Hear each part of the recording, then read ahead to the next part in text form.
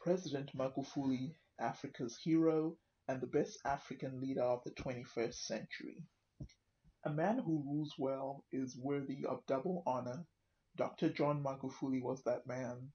Dr. Magufuli was and continues to be our hero. He was not just an African leader, he was a leader of Africans. President Magufuli's mission was to ensure that all the resources of Tanzania actually benefited Tanzanians as their birthright.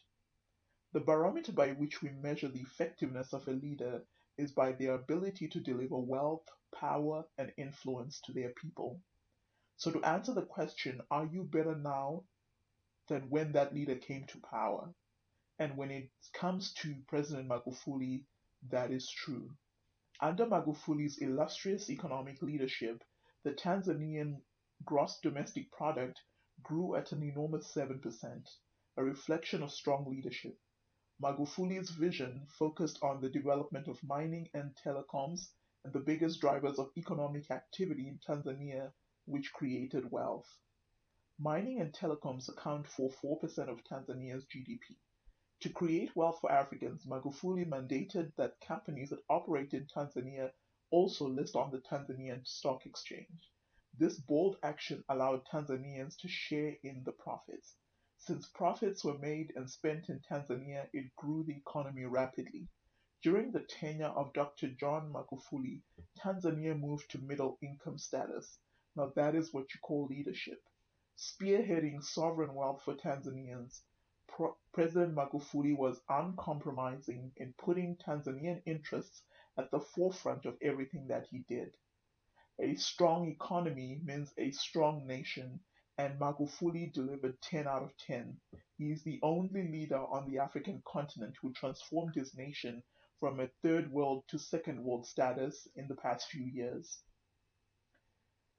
Under Magufuli's leadership, Tanzania collected 50% more taxes than the government's revenue base. Revenue is important to fund infrastructure projects.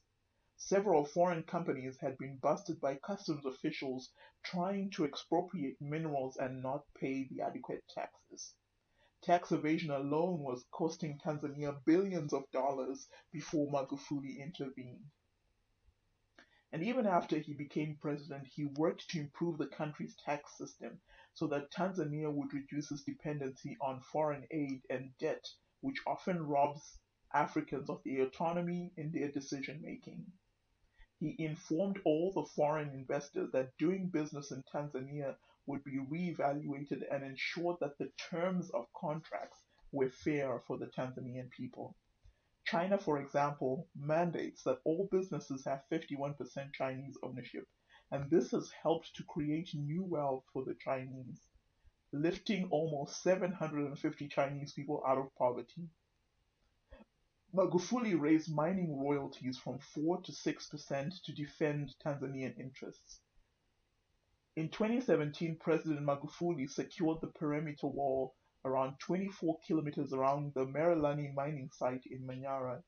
This government policy created licenses for small-scale Tanzanian miners to participate in the very profitable mining sector. Mining is one of the biggest economic drivers in Tanzania, and in 2018 the Tanzanian government reported remarkable increase in revenue because Tanzanian mine owners kept the profits in Tanzania. For the first time, local Tanzanians were given access to real revenue generating assets through the ownership of their own natural resources. By establishing a local mining market in Manyara to access global markets, Tanzanians got better prices for their minerals. The local markets eliminated middlemen who had been leveraging their relationship with foreigners to actually steal most of the profits. Now Tanzania can answer yes to the question that they are better off now before they were before John Magufuli took office. History will judge President Magufuli well because the most important job of an African president is to secure the homeland through wealth and power. A strong economy like Tanzania enables any nation to defend its citizens' human rights. Poor nations would never be able to defend any human rights if they have to rely on foreigners to protect them. Dr. John Magufuli, the bulldozer, tore down poverty and elevated Tanzanian wealth. The results of his leadership are more power, wealth, and influence for ordinary Tanzanians. He will be greatly missed by Tanzania in the entire African continent.